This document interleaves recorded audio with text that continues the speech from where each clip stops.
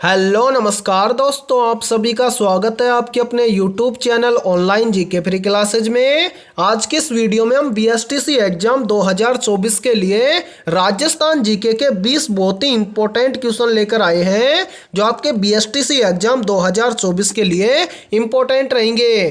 तो आज की इस वीडियो को आपको कंप्लीट देखना है और वीडियो के एंड में आपको बताना है कि आपके 20 में से टोटल कितने क्वेश्चन सही होते हैं। तो चलिए शुरू करते हैं आज की इस वीडियो को बिना देरी के।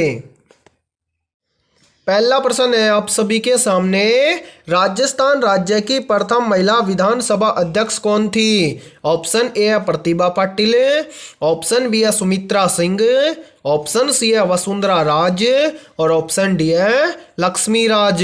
तो इन चारों में से आपको करेक्ट आंसर बताना है कमेंट सेक्शन के अंदर है कि राजस्थान राज्य की प्रथम महिला विधानसभा अध्यक्ष कौन थी। तो यहाँ पर देखो करेक्ट आंसर हो जाएगा सभी का ऑप्शन है बी, यानी कि राजस्थान राज्य की प्रथम महिला विधानसभा अध्यक्ष थी सुमित्रा सिंह। तो चलिए अगला प्रश्न देखते हैं। दूसरा प्रश्न है आप सभी के सामने, राजस्थान में कौन सी जलवायु नहीं पाई जाती है? इंपॉर्टेंट प्रश्न है ये। ऑप्शन ए है शुष्क जलवायु, ऑप्शन बी है अर्ध शुष्क जलवायु, ऑप्शन सी है आर्द्र जलवायु और ऑप्शन डी है ध्रुवीय जलवायु। तो इन चारों में से आपको करेक्ट आंसर बताना है कि राजस्थान में कौन सी जलवायु नहीं पाई जाती है। तो यहाँ पर देखो करेक्ट आंसर हो जाएगा सभी का ऑप्शन है डी, यानी कि राजस्थान राज्य के अंदर ध्रुवीय प्रकार की जलवायु नहीं पाई जाती है, इसलिए करेक्ट आंसर हो जाएगा सभी का ऑप्शन है डी। तो चलिए अगला प्रश्न देखते हैं। तीसरा प्रश्न है आप सभी के सामने, वजीर की कोठी किस दुर्ग में स्थित है? ऑप्शन ए लोहागढ़ दुर्ग में, ऑप्शन बी है जैसलमेर दुर्ग में, ऑप्शन सी है लालगढ़ दुर्ग में और ऑप्शन डी है मेहरानगढ़ दुर्ग में। तो इन चारों में से आपको करेक्ट आंसर बताना है कि वजीर की कोठी किस दुर्ग में स्थित है। तो यहाँ पर देखो सभी का करेक्ट आंसर हो जाएगा ऑप्शन ए, यानी कि जो वजीर की कोठी है ये लोहागढ़ दुर्ग के अंदर स्थित है, इसलिए सभी का करेक्ट आंसर हो जाएगा ऑप्शन ए। और यहाँ पर देखो एक प्रश्न और भी पूछ लिया जाता है कि गंगा मंदिर किस दुर्ग में स्थित है? तो याद रखना गंगा मंदिर भी लोहागढ़ दुर्ग के अंदर स्थित है। तो चलिए अगला प्रश्न देखते हैं। चौथा प्रश्न है आप सभी के सामने, निम्न में से छोटा रामदेवरा कहाँ स्थित है? ऑप्शन ए है जैसलमेर में, ऑप्शन बी है बाड़मेर में, ऑप्शन सी है गुजरात में और ऑप्शन डी है चित्तौड़गढ़ में। तो इन चारों में से आपको करेक्ट आंसर बताना है कि छोटा रामदेवरा कहाँ पर स्थित है। तो यहाँ पर देखो जिसने भी करेक्ट आंसर बताया है ऑप्शन सी, उन सभी का करेक्ट आंसर हो जाएगा ऑप्शन सी, यानी कि जो छोटा रामदेवरा है ये गुजरात के अंदर स्थित है। तो करेक्ट आंसर हो जाएगा चौथे के अंदर ऑप्शन है सी। तो चलिए अगला प्रश्न देखते हैं। पांचवा प्रश्न है आप सभी के सामने, राजस्थान का वह लोक देवता जिसने महमूद गजनवी से युद्ध किया था। या फिर देखो इस प्रश्न को ऐसे भी पूछ लिया जाता है कि राजस्थान का वह कौन सा लोक देवता है जिसने महमूद गजनवी के साथ युद्ध किया था? ऑप्शन ए है गोगा जी, ऑप्शन बी है तेजा जी, ऑप्शन सी है जसनाथ जी और ऑप्शन डी है बाबू जी। तो इन चारों में से आपको करेक्ट आंसर बताना है जल्दी से कमेंट सेक्शन के अंदर है कि राजस्थान का वह लोक देवता जिसने महमूद गजनवी से युद्ध किया था। तो यहाँ पर देखो करेक्ट आंसर हो जाएगा सभी का ऑप्शन है ए, यानी कि राजस्थान का वह लोक देवता गोगा जी है जो महमूद गजनवी के साथ युद्ध किया था, इसलिए करेक्ट आंसर हो जाएगा पांचवे के अंदर सभी का ऑप्शन है ए। और अभी तक आपने इस वीडियो को लाइक नहीं किया है तो फटाफट से इस वीडियो को लाइक कर दो, और चैनल पर यदि आप पहली बार जुड़े हो तो चैनल को कर लो सब्सक्राइब और बेल आइकन को प्रेस करना ताकि आने वाली नई वीडियो का नोटिफिकेशन भी सबसे पहले आपको देखने को मिले। और यदि आप बीएसटीसी एग्जाम 2024 की तैयारी करना चाहते हैं तो इस चैनल से जरूर जुड़ें, क्योंकि इस चैनल पर बीएसटीसी एग्जाम 2024 के लिए डेली क्लासेज होने वाली हैं। तो चलिए अगला क्वेश्चन देखते हैं। छठा प्रश्न है आप सभी के सामने, हरिराम बाबा का मंदिर कहाँ स्थित है? ऑप्शन ए है जूनागढ़ में, ऑप्शन बी है कापगेद में, ऑप्शन सी है तिलवाड़ा में और ऑप्शन डी है झोरड़ा में। तो इन चारों में से आपको करेक्ट आंसर बताना है कि हरिराम बाबा का मंदिर कहाँ स्थित है। तो यहाँ पर देखो करेक्ट आंसर हो जाएगा सभी का ऑप्शन है डी, यानी कि हरिराम बाबा का मंदिर स्थित है झोरड़ा में। और याद रखना जो ये झोरड़ा स्थान है ये नागौर के अंदर स्थित है। तो करेक्ट आंसर हो जाएगा सभी का ऑप्शन है डी। तो चलिए अगला प्रश्न देखते हैं। सातवां प्रश्न है आप सभी के सामने, नवीन राजस्थान का प्रकाशन कब प्रारंभ हुआ था? वेरी वेरी इंपॉर्टेंट प्रश्न है ये। ऑप्शन ए है 1920 में, ऑप्शन बी है 1921 में, ऑप्शन सी है 1922 में और ऑप्शन डी है 1923 में। तो इन चारों में से आपको करेक्ट आंसर बताना है कि नवीन राजस्थान का प्रकाशन कब प्रारंभ हुआ था। तो यहाँ पर देखो सातवें के अंदर करेक्ट आंसर हो जाएगा सभी का ऑप्शन है सी, यानी कि नवीन राजस्थान का प्रकाशन आरंभ हुआ था 1922 के अंदर, इसलिए करेक्ट आंसर हो जाएगा सभी का ऑप्शन है सी। तो चलिए अगला प्रश्न देखते हैं। आठवां प्रश्न है आप सभी के सामने, राजस्थान में प्रतिहार वंश के संस्थापक हरिश्चंद्र की राजधानी कौन सी थी? ऑप्शन ए है भीनमाल, ऑप्शन बी है मेड़ता, ऑप्शन सी है मंडोर और ऑप्शन डी है जालोर। तो इन चारों में से आपको करेक्ट आंसर बताना है कमेंट सेक्शन के अंदर कि राजस्थान में प्रतिहार वंश के संस्थापक हरिश्चंद्र की राजधानी कौन सी थी। तो यहाँ पर देखो आठवें के अंदर करेक्ट आंसर हो जाएगा सभी का ऑप्शन है सी, यानी कि राजस्थान में प्रतिहार वंश के संस्थापक हरिश्चंद्र की राजधानी थी मंडोर। तो करेक्ट आंसर हो जाएगा सभी का ऑप्शन है सी। तो चलिए अगला प्रश्न देखते हैं। नौवां प्रश्न है आप सभी के सामने, चीतल किस जिले में पाया जाता है? ऑप्शन ए है जयपुर जिले में, ऑप्शन बी है प्रतापगढ़ जिले में, ऑप्शन सी है भरतपुर जिले में और ऑप्शन डी है उदयपुर जिले में। तो इन चारों में से आपको करेक्ट आंसर बताना है कमेंट सेक्शन के अंदर कि चीतल किस जिले में पाया जाता है।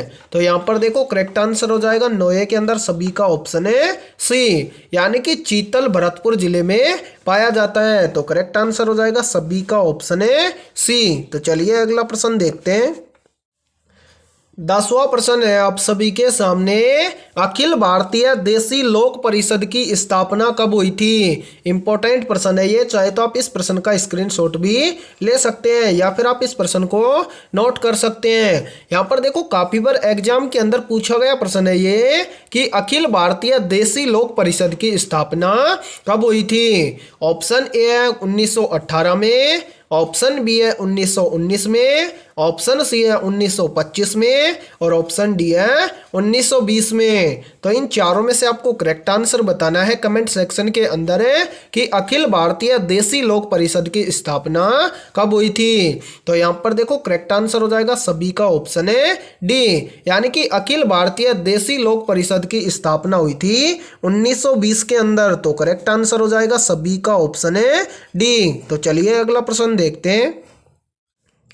11वां प्रश्न है आप सभी के सामने, करौली का विलय किसमें हुआ था? या फिर देखो इस प्रश्न को ऐसे भी बोल दिया जाता है कि करौली का विलय किस संघ के अंदर हुआ था। ऑप्शन ए है राजस्थान संघ में, ऑप्शन बी है हाड़ौती संघ में, ऑप्शन सी है वृहत राजस्थान में और ऑप्शन डी है मत्स्य संघ में। तो इन चारों में से आपको करेक्ट आंसर बताना है कि करौली का विलय किस संघ में हुआ था। तो यहाँ पर देखो 11वें के अंदर करेक्ट आंसर हो जाएगा सभी का ऑप्शन है डी, यानी कि करौली का विलय हुआ था मत्स्य संघ में। तो करेक्ट आंसर हो जाएगा सभी का ऑप्शन है डी। तो चलिए अगला प्रश्न देखते हैं। 12वां प्रश्न है आप सभी के सामने, राजस्थान में सर्वप्रथम विधि कॉलेज कहाँ खोला गया था? ऑप्शन ए है अलवर में, ऑप्शन बी है उदयपुर में, ऑप्शन सी है बीकानेर में और ऑप्शन डी है कोटा में। तो इन चारों में से आपको करेक्ट आंसर बताना है कि राजस्थान में सर्वप्रथम विधि कॉलेज कहाँ खोला गया था। तो यहाँ पर देखो करेक्ट आंसर हो जाएगा सभी का ऑप्शन है बी, यानी कि राजस्थान में सर्वप्रथम विधि कॉलेज खोला गया था उदयपुर में। तो करेक्ट आंसर हो जाएगा सभी का ऑप्शन है बी। तो चलिए अगला प्रश्न देखते हैं। 13वां प्रश्न है आप सभी के सामने, अजीत सिंह चरित किसकी रचना है। वेरी वेरी इंपॉर्टेंट प्रश्न है ये, चाहे तो आप इस प्रश्न का स्क्रीनशॉट भी ले सकते हैं। यहाँ पर देखो आपसे पूछा गया है 13वें प्रश्न के अंदर है कि अजीत सिंह चरित किसकी रचना है। तो यहाँ पर देखो करेक्ट आंसर हो जाएगा सभी का ऑप्शन है डी, यानी कि जो अजीत सिंह चरित रचना है वो है हरिदास बार की। तो करेक्ट आंसर हो जाएगा सभी का ऑप्शन है डी। तो चलिए अगला प्रश्न देखते हैं। 14वां प्रश्न है आप सभी के सामने, गोडावण निम्नलिखित में से किस अभ्यारण्य में पाए जाते हैं। तो इन चारों में से आपको करेक्ट आंसर बताना है। कमेंट सेक्शन के अंदर है कि जो गोडावण पक्षी है वो निम्नलिखित में से किस अभ्यारण्य में पाए जाते हैं। तो यहाँ पर देखो करेक्ट आंसर हो जाएगा सभी का ऑप्शन है डी, यानी कि जो राष्ट्रीय मरु उद्यान है उसके अंदर पाए जाते हैं गोडावण पक्षी। तो करेक्ट आंसर हो जाएगा सभी का ऑप्शन है डी। तो चलिए अगला प्रश्न देखते हैं। 15वां प्रश्न है आप सभी के सामने, एक लिंगजी मंदिर का निर्माण किसने करवाया था। वेरी वेरी इंपॉर्टेंट प्रश्न है ये, चाहे तो आप इस प्रश्न को भी नोट कर सकते हैं। यानी कि इस वीडियो के अंदर काफी इंपॉर्टेंट क्वेश्चन आपको करवाए गए हैं। तो आपको जिस भी प्रश्न के आगे बोला जाए कि ये प्रश्न इंपॉर्टेंट है, यानी कि वो प्रश्न किसी न किसी एग्जाम के अंदर पूछा गया है, इसलिए आप इन प्रश्नों को नोट कर सकते हैं। तो यहाँ पर देखो 15वें के अंदर आपसे पूछा गया है कि एक लिंगजी मंदिर का निर्माण किसने करवाया था। ऑप्शन ए है बप्पा रावल ने, ऑप्शन बी है जैतर सिंह ने, ऑप्शन सी है रतन सिंह ने और ऑप्शन डी है राणा हमीर ने। तो इन चारों में से आपको करेक्ट आंसर बताना है कि एकलिंगजी मंदिर का निर्माण किसने करवाया था। तो यहाँ पर देखो करेक्ट आंसर हो जाएगा सभी का ऑप्शन है ए, यानी कि एकलिंगजी मंदिर का निर्माण करवाया था बप्पा रावल ने। तो करेक्ट आंसर हो जाएगा सभी का ऑप्शन है ए। तो चलिए अगला प्रश्न देखते हैं। 16वां प्रश्न है आप सभी के सामने, नागरी दास के उपनाम से किसे जाना जाता है। ऑप्शन ए है किशन सिंह को, ऑप्शन बी है सावत सिंह को, ऑप्शन सी है अमर सिंह को और ऑप्शन डी है संग्राम सिंह को। तो इन चारों में से आपको करेक्ट आंसर बताना है कि नागरी दास के उपनाम से किसे जाना जाता है। तो यहाँ पर देखो करेक्ट आंसर हो जाएगा सभी का ऑप्शन है बी, यानी कि नागरी दास के उपनाम से जाने जाते हैं सावंत सिंह। तो करेक्ट आंसर हो जाएगा सभी का ऑप्शन है बी। और याद रखना जो ये सावत सिंह है इनका संबंध है किशनगढ़ शैली से। तो इंपॉर्टेंट प्रश्न है ये, तो चाहे तो आप इस प्रश्न का स्क्रीनशॉट भी ले सकते हैं। तो चलिए अगला प्रश्न देखते हैं। 17वां प्रश्न है आप सभी के सामने, गागरोन का किला किन नदियों के संगम पर स्थित है। ऑप्शन ए है चंबल और माही नदी के संगम पर है, ऑप्शन बी है माही और सोम नदी के संगम पर है, ऑप्शन सी है काली सिंध व आहू नदी के संगम पर है और ऑप्शन डी है सोम नदी और जाखम नदी के संगम पर है।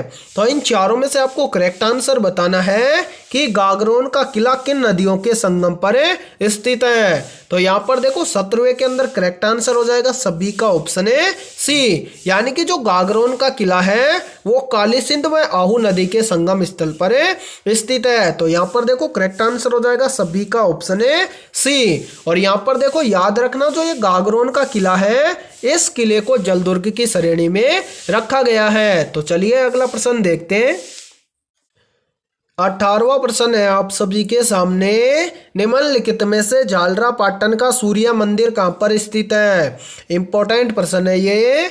ऑप्शन ए है चित्तौड़ में, ऑप्शन बी है उदयपुर में, ऑप्शन सी है प्रतापगढ़ में और ऑप्शन डी है झालावाड़ में। तो इन चारों में से आपको करेक्ट आंसर बताना है कि निम्नलिखित में से झालरा पाटन का सूर्य मंदिर कहां पर स्थित है। तो यहाँ पर देखो 18वें के अंदर करेक्ट आंसर हो जाएगा सभी अभ्यर्थियों का ऑप्शन है डी, यानी कि जो झालरा पाटन का सूर्य मंदिर है ये झालावाड़ के अंदर स्थित है। तो करेक्ट आंसर हो जाएगा सभी का ऑप्शन है डी। और यहाँ पर देखो एक प्रश्न और भी याद रखना आप, यहाँ पर देखो जो ये झालरा पाटन का जो सूर्य मंदिर है इसी मंदिर को 7 सहेलियों के मंदिर के नाम से भी जाना जाता है। तो मोस्ट इंपोर्टेंट प्रश्न है, इसको भी आप याद रखना। तो चलिए अगला प्रश्न देखते हैं।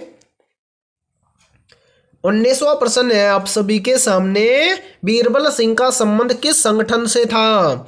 ऑप्शन ए है बीकानेर प्रजामंडल से, ऑप्शन बी है बीकानेर लोक मंडल से, ऑप्शन सी है बीकानेर प्रजा परिषद से और ऑप्शन डी है बीकानेर लोक परिषद से। तो इन चारों में से आपको करेक्ट आंसर बताना है कि बीरबल सिंह का संबंध किस संगठन से था। तो यहाँ पर देखो करेक्ट आंसर हो जाएगा 19वें में सभी का ऑप्शन है सी, यानी कि बीरबल सिंह का संबंध था बीकानेर प्रजा परिषद से। तो करेक्ट आंसर हो जाएगा 19वें में सभी का ऑप्शन है सी। तो चलिए अगला प्रश्न देखते हैं। 20वां प्रश्न है आप सभी के सामने, 1857 की क्रांति के समय मेवाड़ का महाराणा कौन था? ऑप्शन ए है उदय सिंह, ऑप्शन बी है स्वरूप सिंह, ऑप्शन सी है राज सिंह और ऑप्शन डी है पृथ्वी सिंह।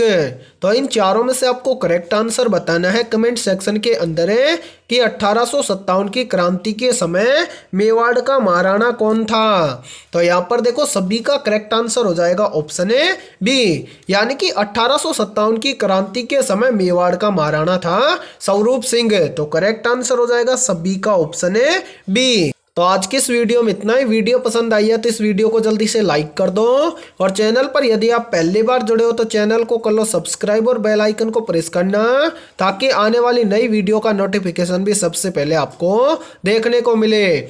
और आज की इस वीडियो में हमने 20 बहुत ही इंपॉर्टेंट क्वेश्चन करवाए हैं। तो इन 20 में से आपको बताना है कि आपके टोटल कितने क्वेश्चन सही होते हैं। और जिस भी अभ्यर्थी के 16+ प्रश्न सही हुए हैं उसकी तैयारी बेहतर है।